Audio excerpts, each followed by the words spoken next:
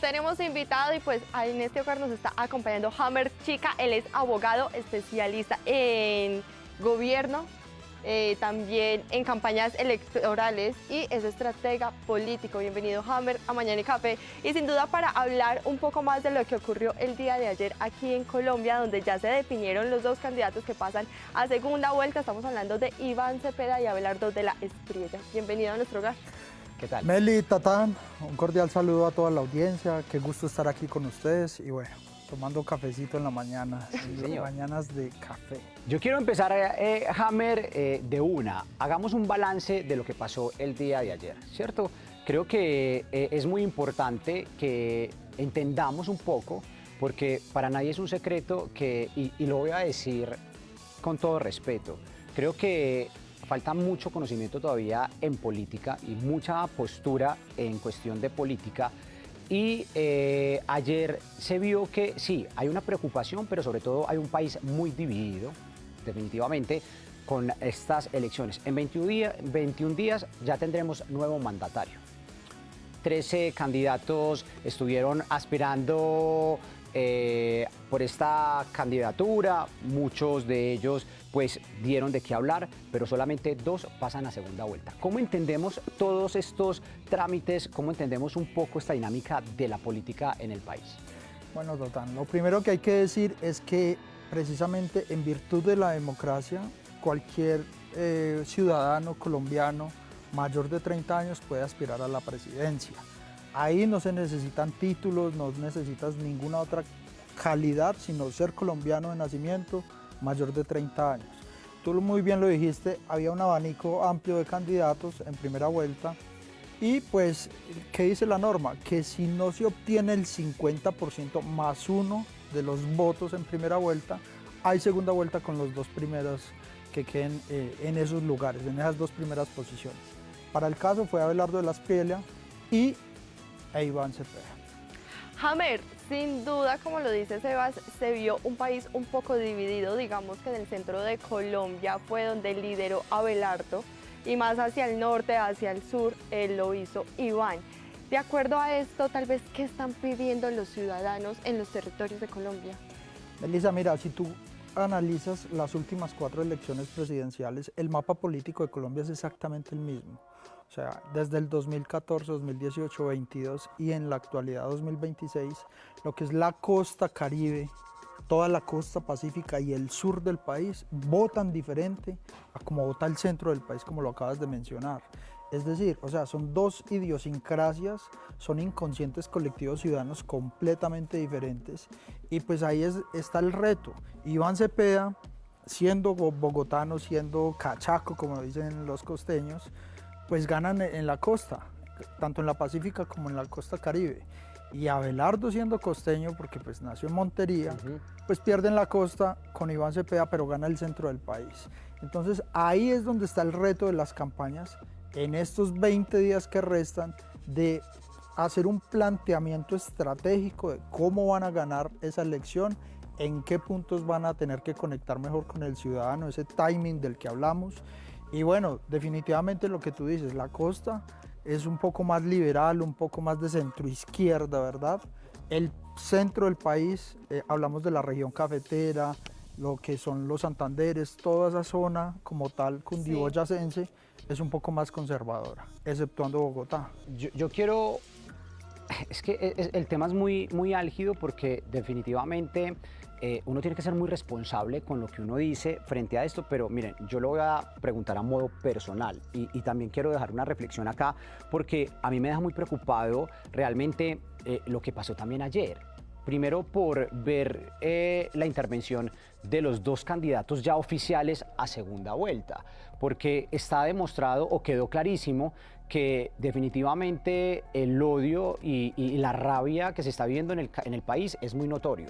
Uno escucha y uno sale a la gente y uno ve que una persona dice, no, pero es que Abelardo es esto. Escucha a otra persona, no, pero es que Cepeda es esto.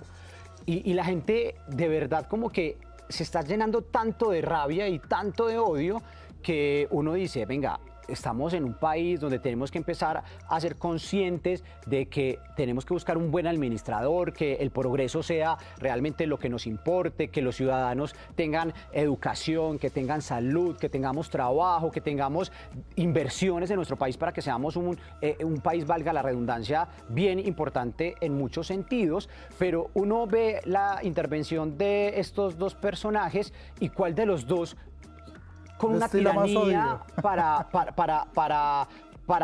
no sé, sí, ¿cómo decir la palabra? Para derrocar lo que están haciendo, en vez de enfocarse realmente en el debate, en sus opiniones, en lo que realmente importa del país, nos queda demostrado que lo que pasa en Colombia es más, venga, yo prefiero dañarle a usted la imagen tirando cosas grotescas a realmente centrarnos a lo que nos importa. ¿Por qué realmente en Colombia nos centramos más en dañar a la persona desde ustedes esto, en vez de buscar una solución y decir, bueno, sí, yo puedo haber fallado en esto, pero soy un ser humano, me puedo mejorar y me voy a centrar en esto porque esto y esto puede funcionar? Varias cosas ahí. Mira, es muy importante lo que acabas de decir. Lo primero es que hay una campaña que dura 3 meses, o sea, son 90 días donde los candidatos pues precisamente presentan esas propuestas al pueblo colombiano, a los ciudadanos, a los electores.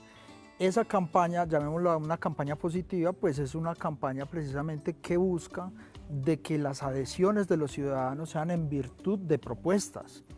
Pero ya al final de la campaña hay una base grande de indecisos que no sabe por quién votar, porque no se identifican ni con el uno ni con el otro. Esos indecisos al final terminan votando no a favor de las propuestas de un candidato, sino en contra de otro candidato. Entonces, en la segunda vuelta vamos a ver eso. ¿Por qué? Porque es un voto de castigo, es un voto de rechazo. Sí. En la segunda vuelta el elector no se mueve en virtud de propuestas positivas, sino que se mueve en virtud de castigar al contendor. Entonces, mucha gente votará en la segunda vuelta por Abelardo por castigar a Cepeda y a Petro. O al contrario, votarán por Cepeda con el fin de castigar a Abelardo y a la derecha. Y lo que tú dices es precisamente esto. Mira, tenemos un país hoy que está muy dividido, ¿verdad? Que está muy polarizado. Hoy lo pudimos ver en los resultados electorales de ayer. Casi 10 millones de votos de la izquierda, otros 10 millones y medio de votos de la derecha. Esos votos ya están jugados. Pero aquí lo que tienen que pelearse en ellos en esta segunda vuelta son los votos del centro, de personas que piensan como tú.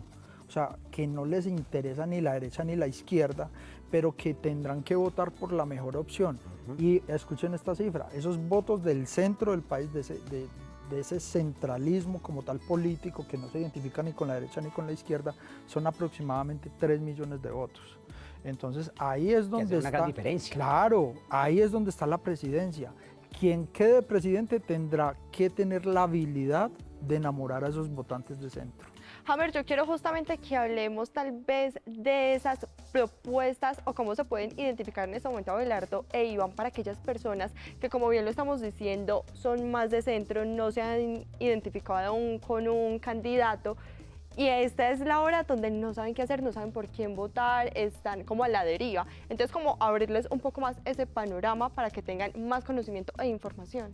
Bueno, pues definitivamente Iván Cepeda es el heredero, o llamémoslo así, el sucesor de Gustavo Petro. Es quien está llamado a suceder las mismas políticas del actual gobierno.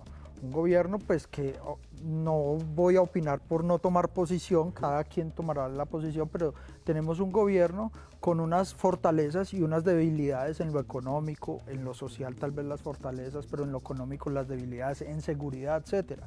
Entonces el votante, si quiere más de lo mismo de estos 4 años, ahí está Iván Cepeda. Ahora bien, si quieren cambiar el panorama de lo completamente opuesto a lo que ha sido este gobierno, de recuperar tal vez la inversión privada, esa confianza que se ha perdido como tal en el mercado económico, etcétera, en la seguridad, pues ahí estará Abelardo de la Espriella.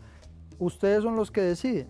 Si queremos un país con otros 4 años de lo actual, o si queremos darle un rumbo diferente. Miren, yo quiero hablar de algo también porque es que además nuestro invitado es escritor. El secreto de la victoria electoral es su libro y me llama mucho la atención precisamente el título de este libro, Hammer, porque ¿cuál es el secreto de la victoria electoral?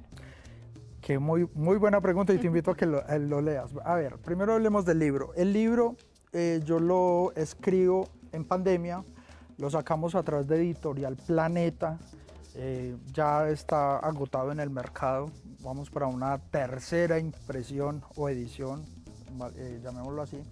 Pero el libro habla desde el momento cero del proceso electoral, político electoral.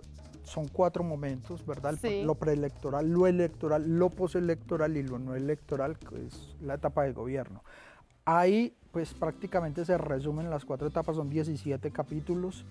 Y ese secreto de la victoria electoral consiste en que el candidato que interpreta un arquetipo, bajo la teoría de Carl Gustav Jung, un arquetipo de marca, porque todas las marcas que existen en el mercado se encasillan o se clasifican en un arquetipo, pues tiene que hacer ese match o ese feeling timing con el elector.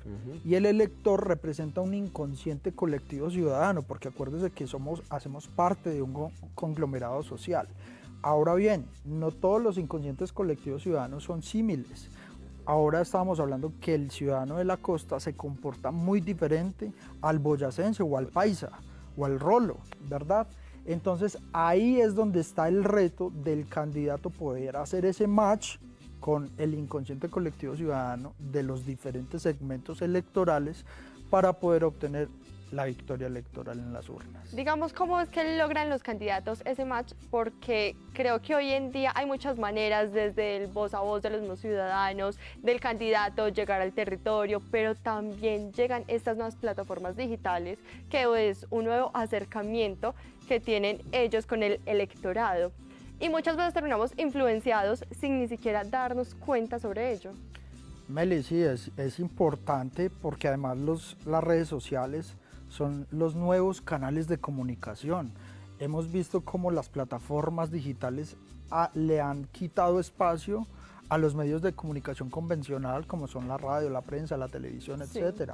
Entonces, un ciudadano hoy tiene un aparato de estos en el bolsillo, es un ciudadano que está más informado porque tiene precisamente la información. Informado o desinformado también. O desinformado, pero tiene digamos que tiene la fuente en sus manos, ¿verdad? Y se mueve en virtud de emociones, de opiniones, etc. Entonces es bien importante porque este es el medio de comunicación, o más bien el instrumento para uno comunicarse en la actualidad. Ahora bien, el ciudadano de hoy es un ciudadano mucho más participativo porque tiene esa interacción directa. Antes no la tenía, el ciudadano no tenía digamos que ese canal, y ahí era donde el político hacía una comunicación unidireccional, porque sencillamente se paraba en un atril o en una tarima, expresaba su mensaje, su discurso, y el ciudadano hasta ahí quedaba, no tenía derecho a interactuar. Hoy sí, hoy el ciudadano interactúa más, y ahí es donde está el reto del político de saber escuchar más para poder identificar esas necesidades sociales. Para ir cerrando, Hammer, ya le quiero hacer otra pregunta porque sin duda también, como vuelvo y lo digo, es que definitivamente somos muy, no voy a decir la palabra, pero sí tenemos, digámoslo, temerosos al tema político. Pero después de todas estas elecciones, nuestro actual mandatario, nuestro presidente, sale a decir que él no acepta lo que acaba de pasar en las urnas. Claro, porque digamos, las encuestas indicaban que en primera vuelta quien iba a ganar era su candidato, Iván Cepeda, pero pues ayer se corroboró que el que ganó fue el Tigre, ¿cierto? Sí.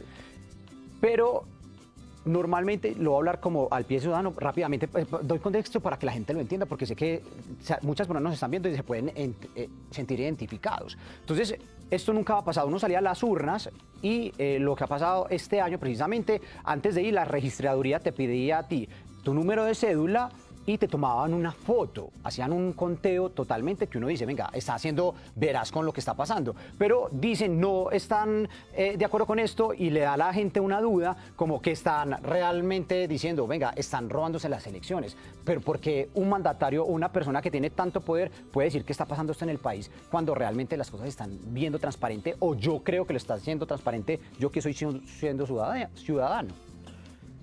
Mire, el mecanismo electoral en Colombia es uno de los mecanismos o de los instrumentos electorales más seguros y eficientes que hay en Latinoamérica.